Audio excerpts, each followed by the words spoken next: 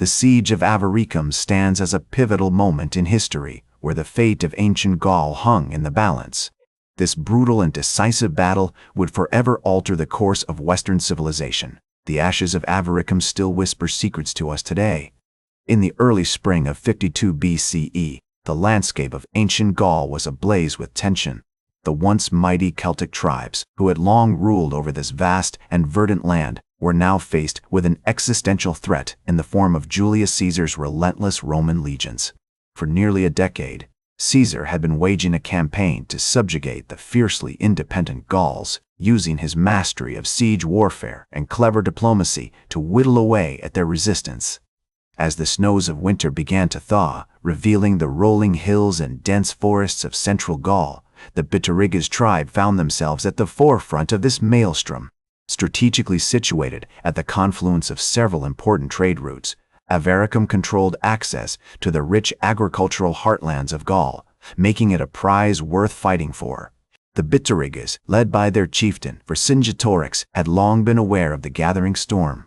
In the preceding months, they had watched as Caesar's legions swept through the neighboring territories, leaving a trail of destruction and subjugation in their wake. The Bituriges knew that their own turn was imminent, and so they set about preparing Avaricum for the impending siege. Under Vercingetorix's guidance, the city's defenses were strengthened, with wooden palisades and earthworks constructed to protect the inhabitants from the coming onslaught. The Bituriges also took steps to stockpile food and supplies, knowing that a prolonged siege was likely.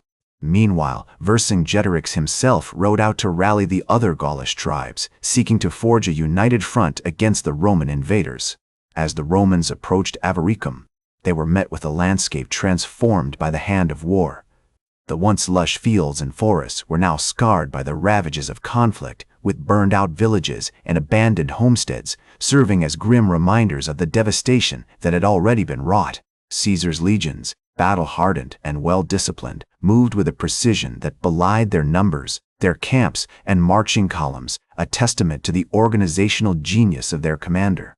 The Roman army that now bore down upon Avaricum was a force to be reckoned with, comprising some 40,000 soldiers, including legionaries, auxiliaries, and siege engineers.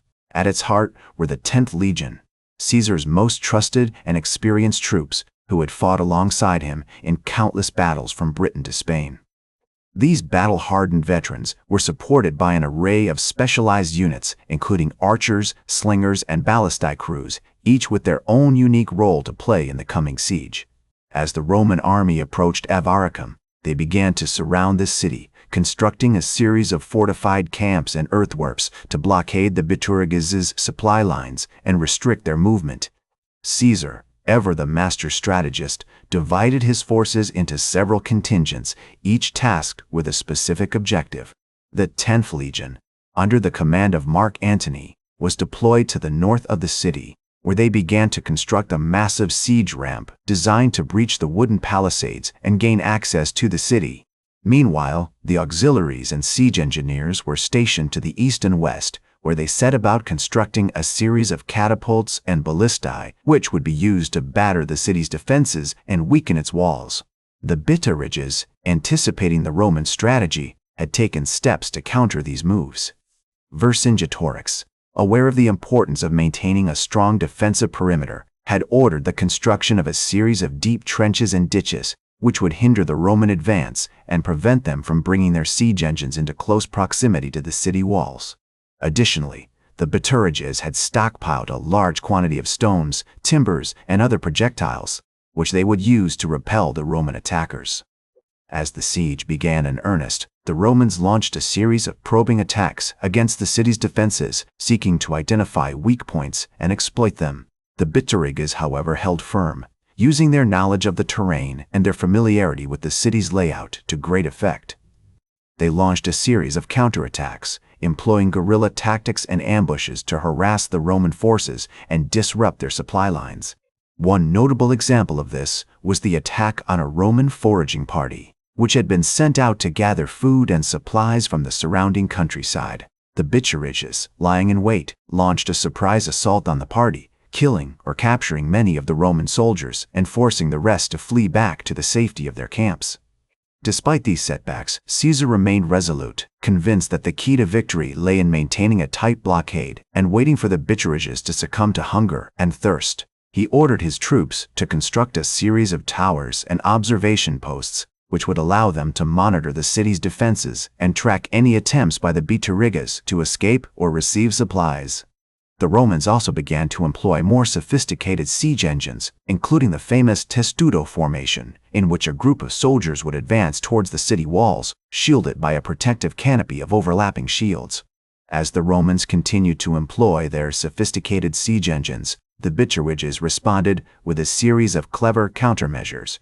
Vercingetorix, aware of the importance of maintaining a strong defensive perimeter, ordered his soldiers to construct a series of secondary walls and barriers, designed to slow down the Roman advance and prevent them from bringing their siege engines into close proximity to the city walls. These secondary defenses were built using a combination of wood, earth, and stone, and were designed to be highly flexible, allowing the Bituriges to quickly repair or modify them as needed. One notable example of these countermeasures was the construction of a series of abattis lines, which consisted of felled trees and other obstacles placed in front of the city walls to hinder the Roman advance. The Bituriges also made use of the natural terrain, using the surrounding hills and valleys to funnel the Roman attackers into kill zones where they could be easily targeted by archers and slingers. Additionally, Vercingetorix ordered his soldiers to launch a series of nighttime raids against the Roman camps, seeking to disrupt their supply lines and create chaos among their ranks.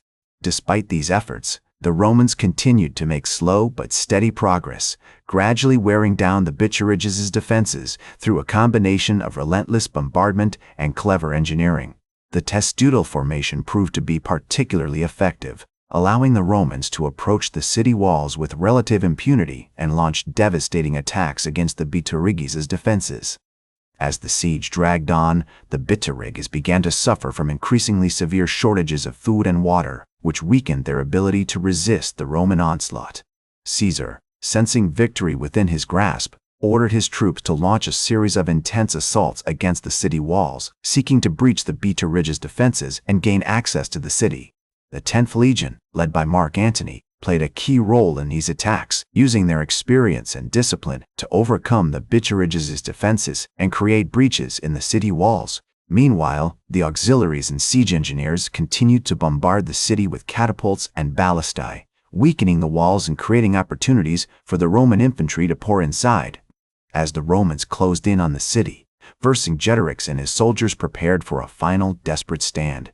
The Bituriges had fought bravely, but they were vastly outnumbered and outgunned, and it seemed increasingly likely that the city would fall to the Romans. Despite this, Vercingetorix remained resolute, convinced that he could still find a way to defeat the Romans and save his people. He ordered his soldiers to prepare for a last-ditch defense of the city, using every trick in the book to try and hold off the Roman attackers. As the Romans launched their final assault on the city, Vercingetorix ordered his soldiers to concentrate their defenses on the weakest points of the walls, where the Roman engineers had made the most significant breaches. The Bituriges' archers and slingers took up positions on the battlements, raining down a hail of arrows and stones upon the advancing Romans, while the infantry formed a tight shield wall to protect themselves from the Roman catapults and ballistae. Despite being vastly outnumbered, the Bituriges fought with ferocity, determined to hold off the Romans for as long as possible. Meanwhile, Caesar himself took command of the Roman forces, directing the assault from a raised platform near the city gates. He ordered his troops to focus their attacks on the eastern wall, where the breaches were most significant, and to use their testudo formation to protect themselves from the Bituriges' missiles. As the Romans advanced, they began to make slow but steady progress, gradually pushing the Bituriges back towards the center of the city. One of the key Roman commanders, Titus Labienus, led a contingent of soldiers in a daring flanking maneuver, seeking to outmaneuver the Bituriges and attack them from the rear. Labienus's troops managed to slip past the Bituriges' defenses and make their way into the city, where they began to wreak havoc on the Bituriges' supply lines and communication networks. The Bituriges, realizing that their position was becoming increasingly untenable, began to fall back towards the citadel, a heavily fortified stronghold at the heart of the city. As the Romans closed in on the citadel, Vercingetorix ordered his soldiers to prepare for a last-ditch defense, using every available resource to hold off the Roman attackers. The Bituriges' women and children were evacuated to the safety of the surrounding countryside, while the warriors took up positions on the walls and in the towers, ready to make their final stand. The Romans, sensing that victory was within their grasp, launched a series of intense assaults against the citadel, using every available tactic to try and breach its defenses. The fighting was fierce and intense, with both sides suffering heavy casualties as they clashed in the narrow streets and alleyways of the city. The Bituriges warriors fought with desperation, knowing that their city and their way of life were on the brink of destruction. Despite being vastly outnumbered, they managed to hold off the Romans for several hours, inflicting significant casualties on the attackers. However, as the day wore on, it became increasingly clear that the Bituriges' position was untenable, and that the city would eventually fall to the Romans. As the day wore on, the Bituriges' defenses began to crumble, and the Romans slowly but surely gained control of the citadel. Vercingetorix, realizing that the battle was lost, ordered his soldiers to retreat to the innermost stronghold of the city, a heavily fortified tower that dominated the surrounding landscape. The Roman commander Julius Caesar, sensing victory within his grasp, ordered his troops to surround the tower and prepare for a final assault. The Romans, exhausted but exhilarated by their hard-won gains, began to bombard the tower with catapults and ballistae, weakening its defenses and creating breaches in the walls. The Bituriges, led by Vercingetorix, fought valiantly, but they were vastly outnumbered and outgunned. As the Roman attacks intensified, the tower's defenses began to collapse, and the Bituriges were forced to fall back to the innermost sanctum of the stronghold. On March 7, 52 BCE, after a siege that had lasted for several weeks, the Romans finally breached the walls of the tower and poured inside. The Bituriges, realizing that all was lost, surrendered en masse, and Vercingetorix, the brave and charismatic leader who had inspired his people to resist the Roman occupation, was taken prisoner by the Romans. Caesar, impressed by Vercingetorix's bravery and cunning, treated him with respect and dignity, but he was nonetheless a captive, and his fate would be decided by the Roman Senate. The fall of Avaricum marked a significant turning point in the Gallic Wars, as it gave the Romans control over a crucial strategic location and paved the way for their eventual conquest of Gaul. The city, which had been heavily damaged during the siege, was rebuilt by the Romans, who established a permanent garrison there to ensure their control over the region. The Bituriges, meanwhile, were forced to come to terms with their new status as subjects of the Roman Empire, and they would eventually be integrated into the Roman administrative system. In the aftermath of the siege, Caesar ordered his troops to regroup and reorganize, preparing for the next phase of the campaign against the Gauls. The Roman army, which had suffered significant casualties during the siege, was reinforced with fresh troops from Italy, and Caesar began to plan his next move, aiming to crush the remaining Gallic resistance and bring the region under Roman control.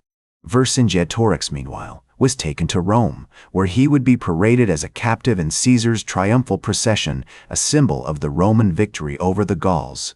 His eventual fate, however, remained uncertain as he awaited the decision of the Roman Senate regarding his punishment. The Siege of Avaricum stands as a testament to the unyielding spirit of the Gallic people and the unwavering ambition of Julius Caesar, a pivotal moment in the annals of history that would forever alter the course of Western civilization. The fall of Avaricum marked the beginning of the end of Gallic independence, but it also sowed the seeds of a rich cultural heritage that would continue to inspire and influence generations to come. Thank you for joining me throughout this historical journey. That's all for today's History with Herodotus. Remember to like, share, and subscribe, and until next time, remember that, to understand the present, we must first understand the past.